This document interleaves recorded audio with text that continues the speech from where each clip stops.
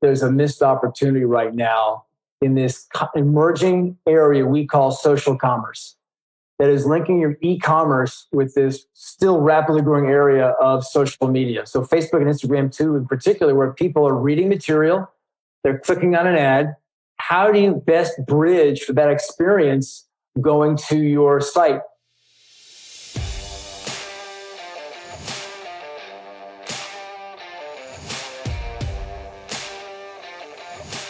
Hello and welcome to the eCommerce podcast. We believe that there is more than enough content focused on e-commerce marketing and not enough content celebrating the real heroes of e-commerce, those running the operation.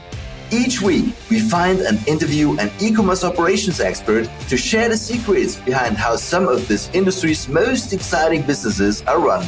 I'm your host, Norbert Strappler, the CEO of SyncSpider.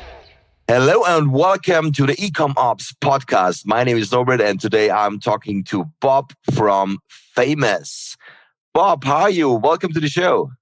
Norbert, thank you very much. I got to tell you, I've listened to your podcast several times. I really liked it a lot, so I appreciate you. Oh, really?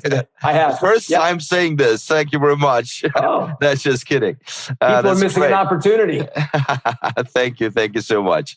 Well, Bob, it's really great to have you here. You are helping merchants to power up their landing pages, make beautiful branded shopping experience without code. Tell us a bit more about that. Sure. So I've been the CEO at Famous here since October of last year.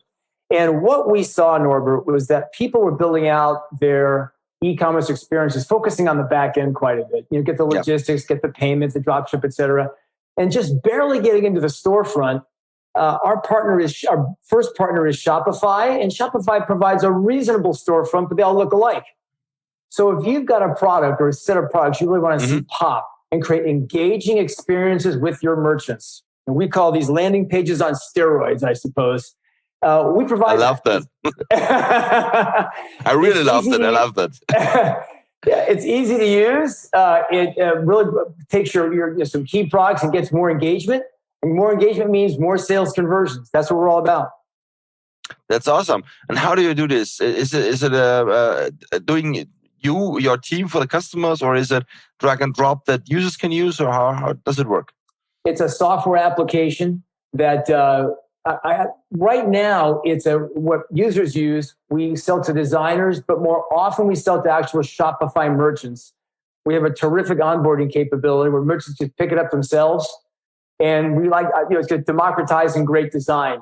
Over time, we're going to make it easier and easier to use. We're headed towards a drag and drop capability. Not quite there yet, but our customers are doing quite well with the product right now. Awesome. How did you get into e-commerce at all? So why all this? My background is largely big high-tech infrastructure companies, well-known brands, Hewlett-Packard, Oracle, Dell EMC. Later in my career, I had a couple of C-level jobs helping companies that had great product, didn't quite have product market fit, bridge that gap, grow, and then sell for an exit.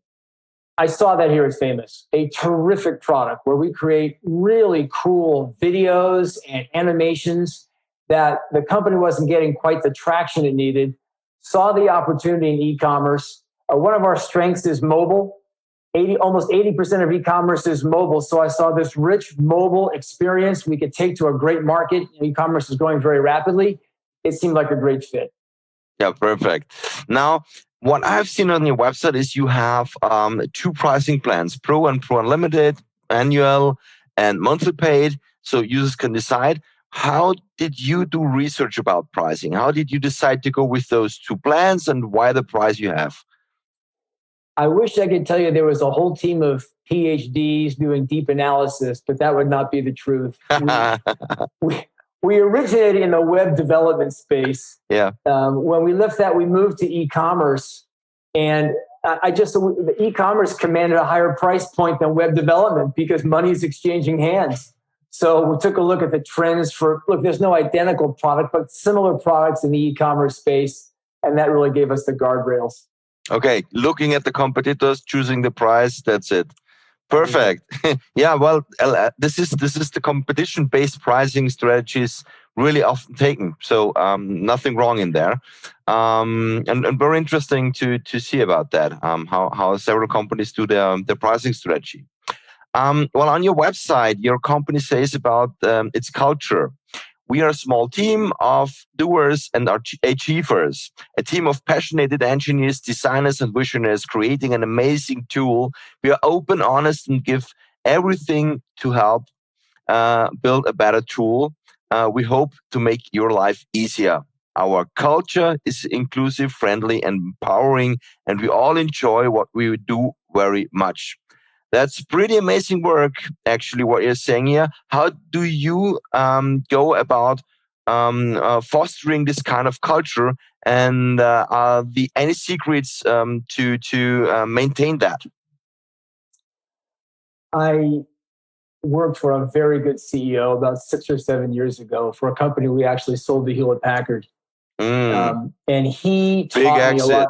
It was a nice exit. A nice exit. He taught me about two words, diversity and kindness, that I think go a long way towards building a great culture. So in the world of diversity at Famous, I'm very proud that 50% of our management team is in fact female. So we do a good job with gender diversity. We've got more work to do on other levers, but it's a very good start. In terms of kindness, for any CEO, Glassdoor is kind of your proxy for how you're doing. And I will tell you, prior to my arrival there, the Glassdoor scores weren't so good. You'll see a number of scores there right now in 2021 saying very good things. I think the people, and what they appreciate is a solid strategy, focus, not changing things every week, so they know what to do every day, and recognizing great work and creating a culture of psychological safety. That's all there is to it. That's nice. Thank you. What mistakes would you say brands are making when it comes to their advertising strategy, especially on platforms like Facebook and Instagram? I think, Norbert, there's a missed opportunity right now in this emerging area we call social commerce that is linking your e-commerce with this still rapidly growing area of social media. So Facebook and Instagram too, in particular, where people are reading material, they're clicking on an ad. How do you best bridge for that experience going to your site? There's a lot of focus on just building the bricks and mortar. Merchants, businesses need to make that experience engaging. I think that's a big missed opportunity that we traditionally call that social commerce. Mm-hmm. And do you see already, you say missed opportunity, but do you see any positive results on this social commerce? So do you see already brands running their stores also on Facebook and Instagram and really getting revenue out there? Well, my purview is through Famous. So we have customers doing that really well right now. One of them I like a lot is a company, actually in Northern California, called Kids Italia, where they sell high-end children's clothing. So when you've got an experience like Famous, you really want to see how the fabric moves. You want to connect with it. And having a rich, engaging video and animation like we provide you, which is backing up that discovery of Kids Italia on social media, is what is making them successful on Famous. In fact, I will tell you, our customers share with us, Norbert, that within 2 months of using Famous, products they use with Famous see an uptick in sales of 35%. I can't make this stuff up. They're telling us that because they see that rich experience. That's cool. Wow. That's a great scalability that you have here. Now, what would you recommend a vendor that is selling premium products? So really high products to really show or make the product outstanding, to let the visitor see, oh, this is a premium product. I am willing to pay more for that. What would you recommend such people? We work with a handful of design firms, and we actually have those conversations with them. And what I hear consistently from that audience is that they work with those clients to create these engaging experiences. That's why they're design firms. As I mentioned before, customers want to look and essentially touch and feel and connect with the product. Once you do that and create that emotional trigger, then you really have market permission to charge a premium for the product but you have to have that emotional connection. Mm-hmm. And do you think that such premium products are also sellable on marketplaces like Amazon, eBay, Walmart? Well, I think they're sellable, and I think the results speak for themselves. Those three sites sell from top to bottom. The problem is, I think you're alluding to, you're lumped in with a lot of lower level, lower value brands. I think what you're seeing today in the e-commerce space is that there's high volume and high value, and the two rarely cross. So while more and more premium brands are going on to Shopify or Salesforce or others, but Shopify is getting a lot of these premium brands like Nestle, Tesla, PepsiCo. They want to make sure that they're looking at this in terms of high value as opposed to the high volume, because those are two different universes for sure. Yeah, for sure, absolutely. The premium products is always hard, and for the let's say mass products, you are so comparable. This is really hard. Tell me a bit about automations. So, what do you think about automations? Are they needed? Is this something that you like? At Famous, even though we're a startup, we're a big believer in automation. Now, I'm in the Silicon Valley, so you can imagine my slants are a little different than someone maybe, some small unknown town in the Midwest. But we use Pendo for our application, so it can actually show us how the users are using the product. Pendo can help the users navigate through the product and have an experience and a step through for their onboarding. We use Zoho for our marketing automation. And ironically, in a time where a number of HR companies are selling people and services to do HR, we have this fabulous application called Rippling that has everything digital and online that we like an awful lot. So those are the ways we're using automation at Famous. Is your team locally based, or do you have remote team as well? We have remote team. The core of the team was built in San Francisco. Mm-hmm. We went remote when the pandemic hit. As we're growing the team, if you look at any job spec on Famous, it says we love remote employees. We want the diversity, and so we recruit very actively outside California right now. Okay, great, awesome. Now, tell me a bit about your plans. What are your plans for the next 12 months? Well, there's two vectors. One is that we're going to be very successful on Shopify.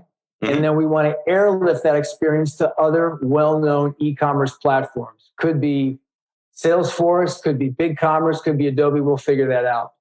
The second thing we're going to focus on the next 12 months is really exploiting this opportunity of social commerce, how we tie the Facebook and Instagrams into the e-commerce experience. In fact, you're seeing that already right now with a recently announced partnership between TikTok and Shopify. So that's happening organically. We just want to be positioned there, as you and I have talked about, for the high value products to create that engaging experience. That's where we want to be. Got it. Now, last question for the day, but this is always the most interesting one. Who has taught you the most of e-commerce in your career? The most of e-commerce, I'm going to bend that question a little bit because I'm fairly new to e-commerce. There's a gentleman who taught me a lot about business and shaping my leadership style. His name was John Gorman. John, with a guy named Glenn Bell, founded a taco stand you and I know as Taco Bell. Oh, they sold it to PepsiCo for many millions of dollars years ago. I would do breakfast with John. He was a mentor to me. He would talk, I would listen, just take all the lessons he would teach me. John passed away 3 years ago. And when I went to visit him, Norbert, he was in Southern California. I'm in Northern California. My wife and I flew down. John was in a bed in a home. Last vestiges of the man, barely conscious. I walked into the room, tapped him on the shoulder, and said, "John, it's Bob." John snapped right up. And Norbert, it was the funniest thing. He talked to me nonstop for 2 hours. Oh, wow. And it wasn't all endearing. I mean, some of this was like things I had done wrong in my career, bad decisions I had made. And then after 2 hours, he snuggled back in bed and went to sleep. My wife and I left. His wife called us the next day. John passed away. Oh. My wife looked at me and said, there was something remarkable about that experience. It was clear John knew he didn't have much time left on this earth. And I was like, doggone it, Bob, there are some things you need to hear. I'm going to tell these to you right now while I'm still around. That was the It's experience. really insane. Wow. This is an experience. Wow. There's nothing to add. So fully understand where you come from with a lot of learnings and very valuable insights. Thank you very much, Bob. It was a great talk, great interview. I think the outtake from today is really to look at social e-commerce and see if it is something for your company as well. Get online and start the social sales process as well. And work with landing pages for your products. Give more valuable content, more rich product descriptions and real landing pages to have a better experience. And as you heard, Bob, increased number of sales and increased number of conversions actually. Those can really land up at 30-35% if you do it the right way. Yeah. Thanks a lot. Thank you very much. I appreciate it. If I can give a quick plug, please check us out at famous.co. Famous.com is a footwear company. So check us out. We can work together. Talk soon. Bye-bye. Thank you, Norbert. And that's it for this episode of the eCom Ops podcast. If you enjoyed listening and would like us to find and interview more e-commerce operations experts, please search for eCom Ops podcast in your favorite podcast listening app and then subscribe, rate, and review.